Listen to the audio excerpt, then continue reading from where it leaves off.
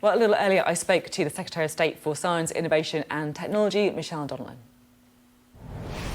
Thank you so much for being on the programme tonight. Good to have you on the show. So, Natalie Elphicke, are you sorry to see her go?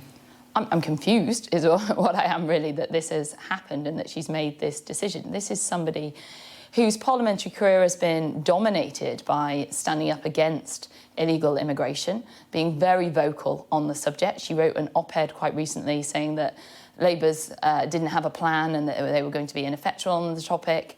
And yet here she is, defecting to a party that have voted against our plans to curb illegal immigration 139 times. So to me, it's completely and utterly nonsensical. That's the thing, though, isn't it? Because, yeah, you're right, she said previously Labour can't be trusted on illegal immigration, their plan won't work. So she thinks that, but she defected to them on illegal immigration. How bad does she think your plan is? I mean, she must think it's really bad. I don't think that's about our plan at all. I think that... Well, it is. That's what she said it's about, isn't it? That she doesn't trust you to deliver on illegal immigration. And, yeah, she doesn't think Labour's plan's great, but she probably thinks yours is even worse. I think there's bigger questions about her judgment here, and this speaks more volumes for her decision-making than it does the government's plan. The government has a robust plan on tackling illegal immigration. It's started to work. We've already got it down by a third. It's a plan which leaves no stone unturned. We've done our deal with Albania. Illegal immigration's down by a third? What's the boats? So the boats. So we got the boats down by a third last year. No.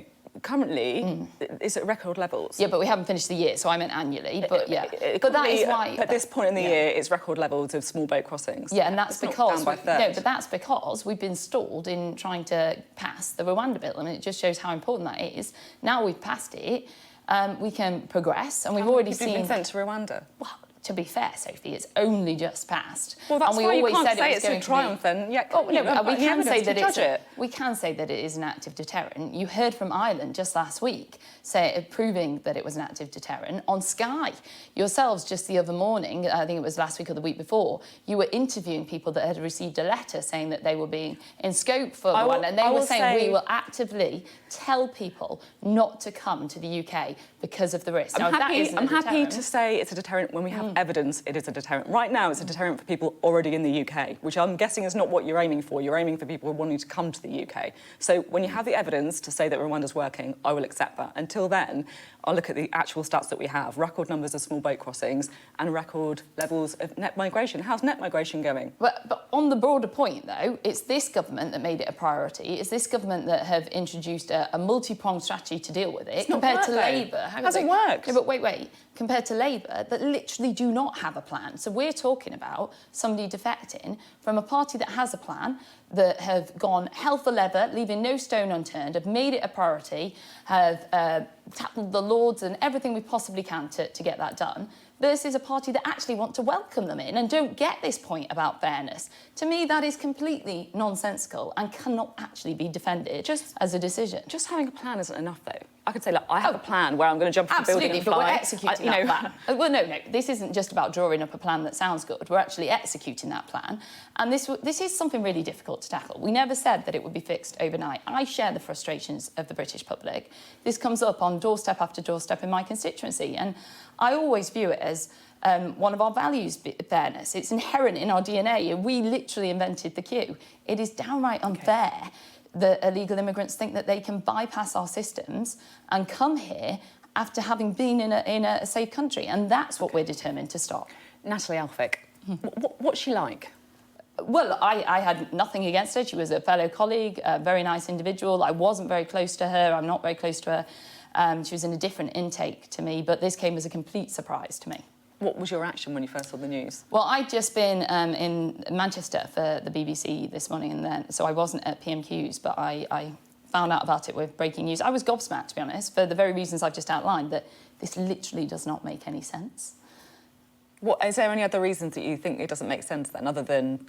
well, I read her statement. You know, one of the things she said in that statement was that the Labour Party was a party that would be welcoming to all. Well, they will be welcoming to all, including illegal immigrants, which was the thing that she has told people that she really cares about. It's your second defection in just a couple of weeks. I mean, this is the kind of thing that normally happens, you know, in the kind of dying days of a party. What does it tell us about the state of the Conservative Party, that even your own MPs don't want to be part of it? Well, I think that's a bit of a generalisation, because our MPs do. I mean, these are two people, but I take your point.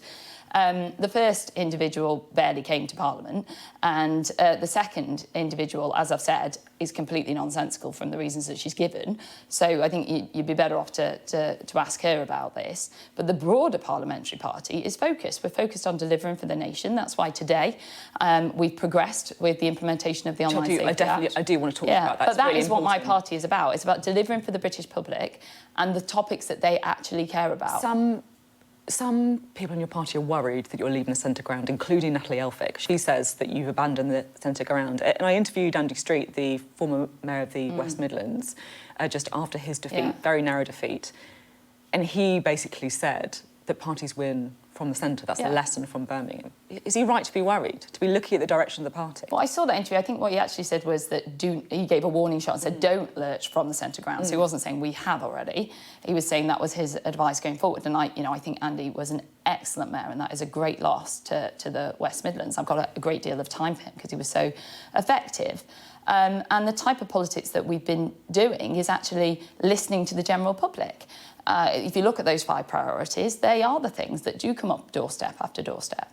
OK, let's talk about the online harm, shall we? Because you're announcing some new measures to try and make it safer for children online. What is it you're doing?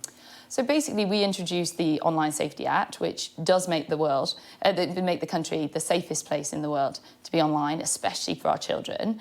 And we passed that act, and we gave and empowered our regulator with the ability to flesh some of that out. So what they've been doing is fleshing out the how.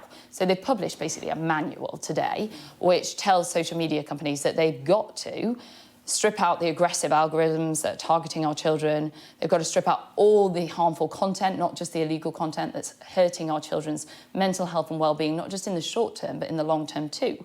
And they've got to enforce their age limits as well.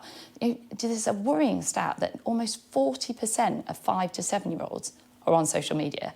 Now, I find that quite heartbreaking, given the impact that can have on them, especially when at the moment it's awash with violence, with harmful content related to self-harm and suicide.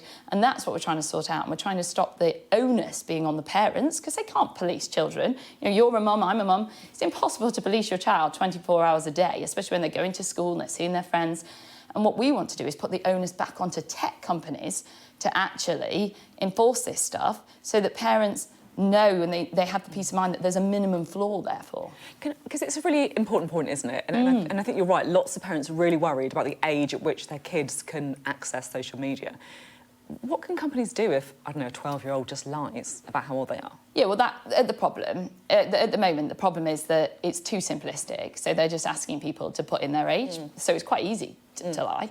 So what we're saying is that it needs to be much more sophisticated. So you need to use highly effective age assurance. So age assurance includes things like facial recognition, it includes things like potentially ID and other types of technologies.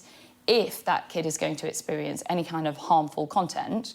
But that's not... So you're saying to sign up for, Facebook or something, you'd need to show ID? That doesn't seem to be... No, not necessarily, no. So I'm just wondering how robust it is if a young kid could just lie about their age, say that they are... Yeah, well, that's the situation now. So we're moving it on from that because we're saying that isn't effective. They need to introduce highly effective age assurance to ensure that children aren't... So the types of examples that are given today by Ofcom are things like facial recognition. They are things like ID, so you can do a 2-step thing. A bit like, when you buy alcohol in the shop. So if there was somebody you weren't sure, are they 17 or are they 18, and you tried some of the age estimation, age assurance technology, then you could come back and ask for actual hard ID. OK. So you think of it like that, because at the moment it's all quite lackadaisical, whereas we want it to be robust. We want our children to be safe when they go online, and we want to enable parents to have that peace of mind. OK, thank you very much indeed. Great to have you on the show.